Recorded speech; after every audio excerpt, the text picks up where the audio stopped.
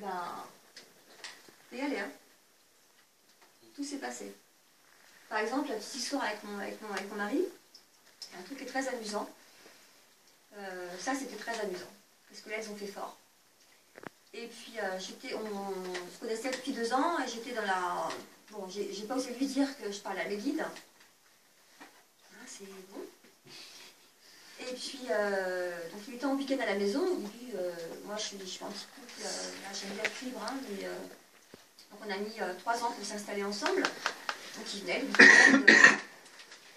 Et puis, j'étais dans la salle de bain en train de me sécher les cheveux, et j'étais en train de demander à mes guides, bah, dites-moi si c'est le bon. Hein, donnez-moi un signe, donnez-lui un signe. Et j'avais sur un petit meuble bas dans le salon, j'avais un gros vase, très gros, avec des tournesols. Vous savez, c'est à peu près un bon mètre, hein, le tournesol. Et impossible que le tournesol se soulève tout seul du vase, hein, c'est pas possible. Il y avait ça dans le vase. Et à ce moment-là, mon futur conjoint passait devant le vase. Et il a vu une fleur de tournesol se soulever, tomber dans sa main. Il a juste pu la rattraper dans sa main. Et il est arrivé comme ça dans la salle de bain, en me disant c'est bizarre chez toi. Une fleur qui est sortie du vase, qui est tombée dans ma main. Oui. Puis il y a mon guide qui me dit alors, t'es satisfaite? Et il me dit c'est quand même très bizarre. Je lui dis ah oui, très bizarre. Bon, je lui en ai parlé après, sur le coup, j'ai pas osé, parce que là, je crois qu'il partait direct. Et puis, il y a eu plein de choses comme ça. Voilà. Je posais une question, je leur disais, ben, je veux une preuve. La dernière fois où j'ai eu une preuve, c'est très récent. Et là, j'ai rigolé. Hein. Et avec mon guide principal, comme je dis, il a beaucoup d'humour. Et puis, je sortais de chez le dentiste, enfin, mauvaise cocktail, tout ça. Et mon guide marche beaucoup avec des plumes blanches pour moi. C'est-à-dire que quand je me pose une question, je vais trouver une plume qui me dit c'est bon, par exemple. C'est comme ça. Et puis alors, nickel, la plume, pas abîmée, rien, en général. Hein. Et puis je sors donc de chez ce dentiste. Je devais aller chez une guérisseuse que j'aime beaucoup, que j'aide et qui m'aide de temps en temps, à Nîmes. Elle a 87 ans, lui, elle est extraordinaire. Et puis, déjà, je sors de chez lui, je trouve une plume blanche. Et j'étais avec un ami d'ailleurs, et puis, oh, je t'ai vu, bah, regarde, j'ai ma réponse, puis j'en ai jamais assez, de toute façon, hein, au bout d'un moment, on n'en a jamais assez, et on veut vraiment une réponse. Et puis je demandais si mon devis allait être fait, enfin bon, bref, une question très personnelle, n'est-ce pas? Et on a trouvé la plume, je me dis, bah, a priori, c'est beau. Et on va chez cette dame qui, bah, on n'a pas l'habitude de s'offrir des cadeaux, bon, moi je lui offre des pierres, voilà, parce qu'elle n'en a pas, donc à chaque fois je lui offre une pierre pour la remercier aussi. Ou un restaurant, enfin bon, à chaque fois on se fait des petits restaurants ensemble. Et puis, arrivé chez elle, donc je discute avec mon ami, puis mon guide me parle. Mon guide principal me parle et me dit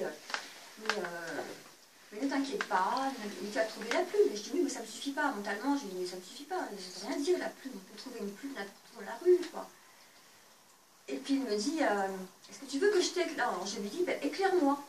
Puis il me dit tu veux être éclairée? Tu vas être éclairée, tu vas être très surprise. Et j'avais pas vu que la petite dame. Du coup, je dis ça à mon amie à l'oreille, je lui dis, elle était partie dans la chambre chercher quelque chose, puis je dis à mon ami, attends, j'ai demandé qu'il m'éclaire, il m'a dit qu'il allait m'éclairer, et ben, je peux dire qu'il a intérêt à m'éclairer. Et puis, et je vois mon ami, qui ouvre les yeux comme ça, puis il me fait, ah ben je crois que tu vas être éclairée là. La petite dame, elle arrive avec un petit ange en cristal, dans un socle ou cloche, avec de la lumière qui s'allume. Et puis elle me fait, tiens Héloïse, elle me dit, tiens, je dis, voilà, trop fort quand même. Un ange qui s'allume alors que mon guide vient de me dire, ah tu veux être éclairé? Ben, tu vas être éclairé. Et puis elle me dit, ah tiens c'est pour toi, je te l'offre. Elle me dit, comme ça il t'éclairera.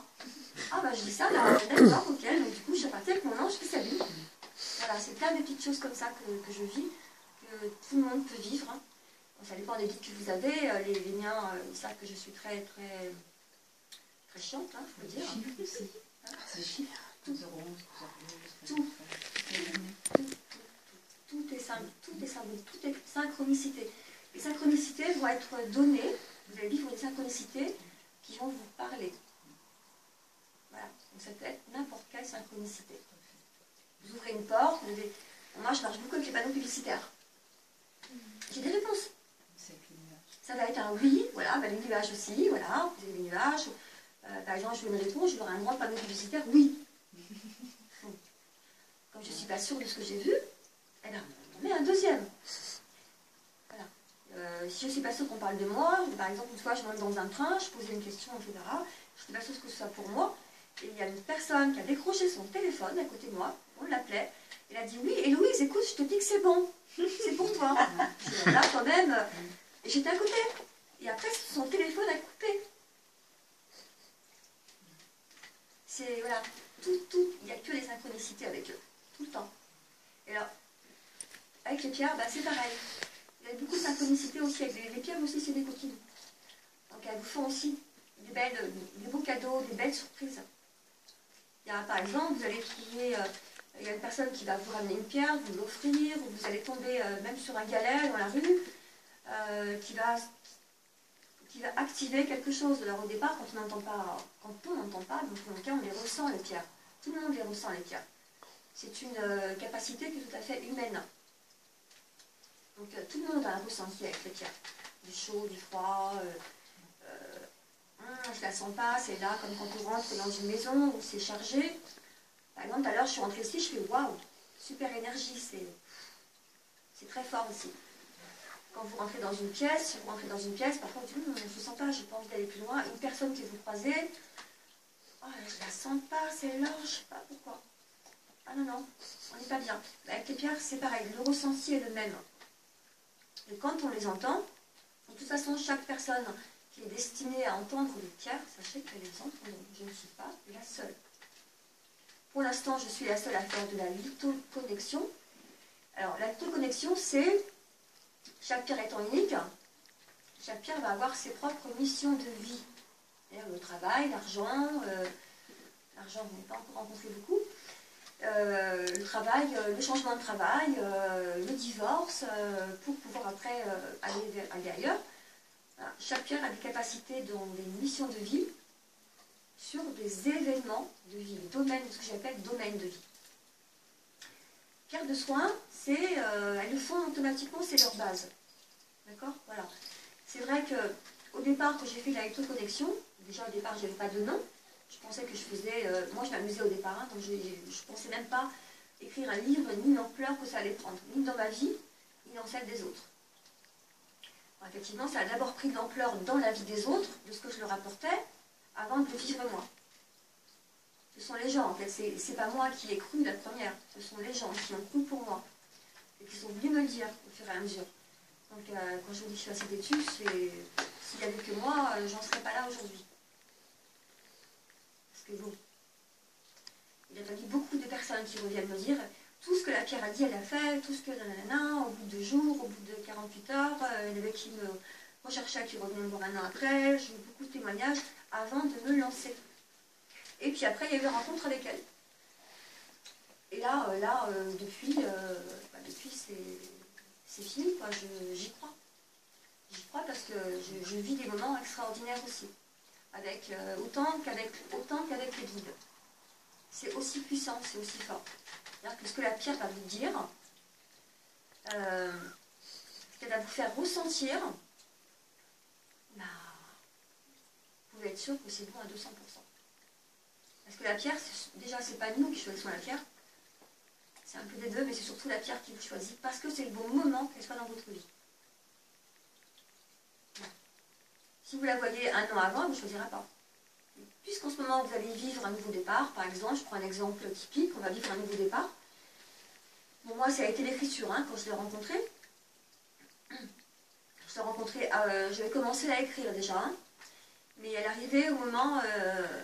la personne l'a acheté au moment où je rencontrais, moi, les premiers, ce que j'appelle audio avec les pierres.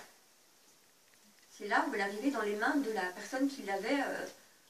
Moi, je l'ai eu un an après, en arrivant chez elle. Donc, la petite histoire avec elle, c'est qu'il y a une personne que j'ai rencontrée à Parapsy il y a 2 ans, une cliente qui cherchait une formation de lithothérapie.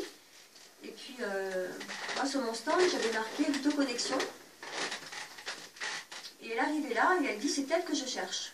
Déjà, on ne se connaît pas, Hypoconnexion, c'était pas connu, je n'avais pas encore écrit le livre, je faisais que des marchés ou des médiévales, et je commençais même pas à mettre des messages du jour sur ma page Facebook, parce que j'ai démarré en décembre 2013.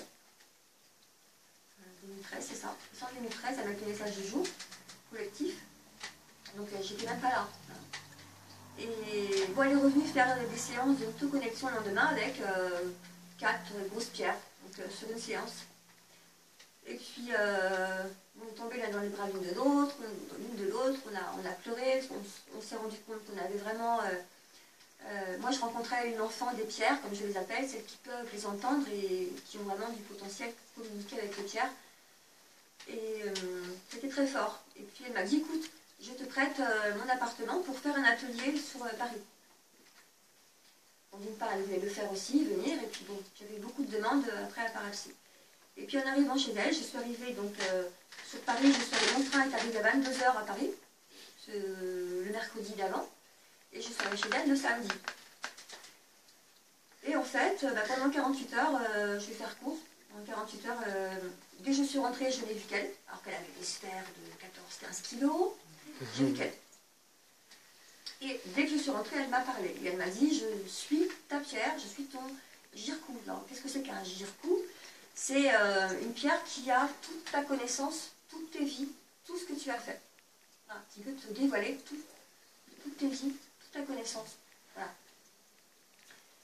Au départ, je me suis dit, bon, moi je crois à ça, mais le voir se matérialiser, vous dites, stop, on va arrêter de fumer, on va arrêter. Et puis au final, elle m'a parlé pendant 48 heures, et dans le résumé de tout ce qu'elle m'a dit, je ne vais pas tout vous dire parce qu'on en a pour un moment, déjà, je n'y croyais pas. D'ailleurs, j'ai même dit à mon associé à l'époque, la pierre me parle. Elle me dit, ben, c'est normal. Elle me dit, comme ça, tu vois ce que ça fait aux gens. Non, mais là, elle me harcèle. Elle me dit que c'est ma pierre, j'étais complètement déphasée, j'y croyais pas. Et elle me dit le dernier jour, de toute façon, je suis ta pierre, je partirai avec toi par n'importe quel moyen. Elle m'a déplacée de là où j'étais. Ça fait 1 an que je suis là, que je t'attends. Elle m'a déplacée pour que tu puisses m'emporter avec toi. De toute façon, s'il faut, je roulerai, je partirai avec toi. Bon. Et elle me dit aussi, elle ne m'a jamais touchée, elle ne s'est jamais occupée de moi. Et elle m'a acheté pour quelqu'un, pas pour toi, et elle n'a pas pu m'emballer. Enfin, tout ça voilà, sur un nombre... et là, elle me déballe. Je le dis à personne, surtout pas, parce que là, je dis, bon, d'accord. Et au final, j'en avais tellement assez que je lui envoie un SMS en lui mettant « je la veux ». Je te fais toutes les autoconnexions que tu veux. C'est un peu comme dans Ghost. Je ne sais pas si vous avez, tout le monde a vu Ghost. Hein, quand la médium est un peu plus, parce qu'il chante une chanson jusqu'au bout et au final, boum, ça sort. Bon, c'est la même chose. Moi, je ne chantais pas, mais blablabla, blablabla, blablabla. Au final, on n'en peut plus, on explose. J'envoie le SMS parce que j'en peux plus. Et je lui dis « je la veux ». Et puis, donc le soir, elle m'appelle et elle me dit, écoute, je vais te raconter son histoire à la Florine. Je l'ai acheté il y a 1 an. Donc déjà, bon point. Hein. Je l'ai acheté il y a 1 an et je l'ai acheté pour une magnétiseuse et au moment de m'emballer pour Noël, je n'ai pas pu m'emballer. Donc comme elle me dit, moi, j'entends pas les pierres, je me suis dit, ben, elle veut être avec moi. Donc elle dit, je sais pas pourquoi, pendant 1 an, je ne m'en suis pas occupée. Je l'avais mise derrière avec les pierres, mais derrière, je ne me suis jamais occupée de cette pierre. Je ne l'ai jamais touchée. Depuis 1 an qu'elle est là. Et elle me dit, et puis, cette semaine, avant que tu arrives, elle me dit, je ne sais pas ce qui m'a pris. J'ai eu envie de la déplacer et je l'ai posée là où tu l'as vue. Effectivement, elle me dit, on ne voyait qu'elle où tu l'as vue. Je dis, oui, on passe de la porte d'entrée, on voit qu'elle. Et elle me dit, je l'ai déplacée et je ne l'ai jamais touchée. Voilà, je suis tombée du fauteuil. Hein. Et je dis, bah, écoute, il faut que je te raconte tout ce que m'a dit la pierre. Et tout ce que tu viens de me dire là, c'est ce qu'elle m'a dit. Elle dit, bon écoute, alors c'est bon, tu l'emmènes, hein, parce que de toute façon... Et quand elle a acheté donc, cette pierre au mois de décembre 2013, 2012, pardon, ben, c'est là où j'ai commencé, moi, à entendre des pierres. Quand elle l'a achetée. Et quand j'ai récupéré donc, cette pierre, je suis partie avec elle, j'étais dans le métro, dans mon sac, parce qu'elle ne voulait pas être avec les autres pierres, hein, dans mon sac à main. Évidemment, vous avez vu la taille. J'ai dû m'acheter un gros sac à main quand je l'emmène. Et dans le métro, je mettais un main dessus pour qu'elle me parle. Et plus elle me parlait, plus je devenais blanche. Et je voyais les gens dans le métro qui me regardaient bizarrement. Ça me paraissait hallucinant tout ce qu'elle me disait. Elle me parlait de moi, de mes vies, de pourquoi elle était là, pourquoi je l'avais. Enfin voilà. Elle m'a dit, Donc j'ai déjà écrit 4 cahiers complets de ces messages, qui me sont très personnels. Hein. Et elle dispose de tout l'enseignement des pierres qui n'est pas divulgué sur Terre. Puisque ça, c'est le point de départ, c'est, on va dire, le point zéro, je l'appelle celui-là. Et voilà, et après, l'autre, tout ce que j'ai encore à écrire, et en même temps, moi, à connaître aussi, parce que quand je fais un atelier de lithoconnexion, j'apprends autant que vous aussi, parce que ben là, les guides sont là, donc ils me donnent des éléments supplémentaires. Voilà, donc ce n'est que le début d'une histoire, en fait. Hein. Mais il n'y a rien de ce qui est dévoilé qui n'est connu. Voilà, en tout cas, c'est elle qui m'a dit. Et mes guides m'ont dit depuis un moment, depuis déjà même quand j'y croyais pas, il y a quelques années, parce qu'ils m'avaient dit que je serais associée aux pierres, que j'étais très fortement associée aux pierres, et que j'écrirais des livres, effectivement, sur les pierres, mais une connaissance qui n'était pas connue sur Terre. Ouh, je dis là, c'était beaucoup, là, pour une seule personne, et j'y croyais absolument pas. Bon, maintenant, je suis obligée de m'y faire. En même temps, j'aime bien, parce que ce qui n'est pas connu, ça me demande beaucoup d'efforts aussi pour moi. Ça me demande énormément, déjà, parce que comme j'ai pas envie d'apporter des choses qui ne fonctionnent pas, donc l'écriture du premier livre a été extrêmement difficile, puisque c'est pas connu. Donc si vous vous trompez d'une phrase, d'un mot, si la pierre, elle ne fonctionne pas, et le livre, il ne marche pas. Et derrière, toute la crédibilité ne fonctionne pas. Donc ça a été très difficile, parce qu'il n'y a aucune référence sur ce que vous trouvez sur en tout cas, le premier. L'autre, je suis déjà sur le deuxième. Alors le deuxième, je vais vous lire un message du deuxième. Voilà, que vous n'aurez pas avant un an, je pense, que je l'écris. Le deuxième, c'est pas du tout des missions de vie. Tu veux un peu de lumière? Oui, ça va aller, ça va aller. Le deuxième, c'est pas du tout... au départ, je voulais faire la suite de celui-là seul. Je vais commencer, hein, j'en suis à peu près à 40 pierres.